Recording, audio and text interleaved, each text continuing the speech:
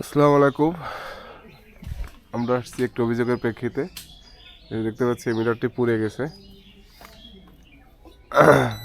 মিটারে পাওয়ার আছে, কিন্তু মিটারে যে ফেটে গেছে, ফেটে গ্লাস বের হয়ে গেছে।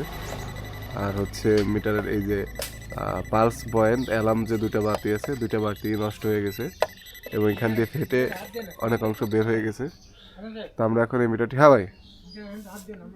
আমরা এখন এই মিটারটি রিমুভ করে নিব জননিরাপত্তার স্বার্থে। কারণ এই যে ফেটে যাওয়া অসম্পূর্ণ মিটার, এই মিটারটি যদি রেখে দিই তাহলে যে কোনো প্রকার দুর্ঘটনা ঘটতে পারে।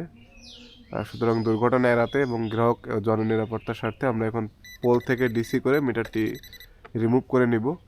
পরবর্তীতে এই গ্রাহক আবার অফিসে যে এক অবস্থানের সেবা বা 1 পয়েন্ট একটি ফর্ম আছে সেটা পূরণ করে মিটারটি পেয়ে যাবে সম্পূর্ণ ফ্রিতে। কারণ এই মিটারটি যে বাস্ট হয়ে গেছে বা ফেটে গেছে বা পুড়ে গেছে, এটা যতটুকু আমরা দেখতে পাচ্ছি প্রাকৃতিক কারণেই, অভ্যন্তরীণ কারণে, এটার জন্য হয়তো বা গ্রাহক দায়ী না।